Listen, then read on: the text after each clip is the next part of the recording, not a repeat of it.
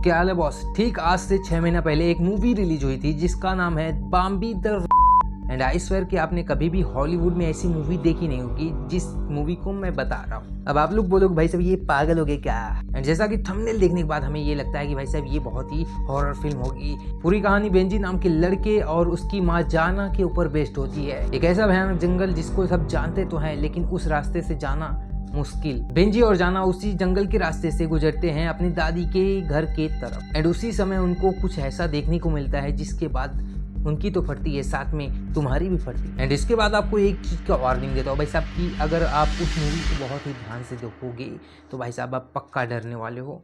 हालांकि उसके बाद बहुत सीन ऐसे है कि मतलब डर नहीं लगेगा, हंसने का मन करेगा, लेकिन उसके बाद आप डरने वाले हो। वैसे माना जाए तो बहुत सारी फिल्में आपने ऐसी देखी होगी है वैसी देखी होगी, टेंगा मोंगा सब देखा होगा, लेकिन इस मूवी को देखने के बाद आप पक्का एक ना एक बार डरने वाले हो अगर ध्यान से देखोगे तो। मूवी में इंटरेस्ट आपको बहुत ही ज़्यादा रहेगा क्योंकि भाई साहब 1.5 घंटे की मूवी ऐसे चुटकियों में ख़त्म हो जाएगी। एंड आई नो कि भाई साहब आप ऐसी मूवी बहुत ही देखते होंगे एंड 1 घंटे 1.5 घंटे की मूवी ऐसे ही चुटकी बजाते हुए देख लेते होंगे, लेकिन एंड सबसे बड़ी बात यह है कि भाई साहब उस जंगल में अलग अलग वेराइटी के जानवर पाए जाते हैं, शाकाहारी मांसाहारी हर जंगल में होते हैं। तो भाई साहब उस जंगल में भी होंगे, लेकिन आपने क्या सुना है कि हिरण कभी मांसाहारी हो सकता है? नहीं। लेकिन कुछ इंसानों के कारण भाई साहब वो जो हिरण है वो भयानक शिकारी बन जाता है। हिरण की पक्की दुश्मनी हो जाती है इंसानों के साथ क्योंकि वो हस्तक्षेप करते हैं, कूड़े कचरे एंड केमिकल उस जंगल में फेंकते हैं किसी कारण। एंड आई रिपीटेड भाई कि इस मूवी को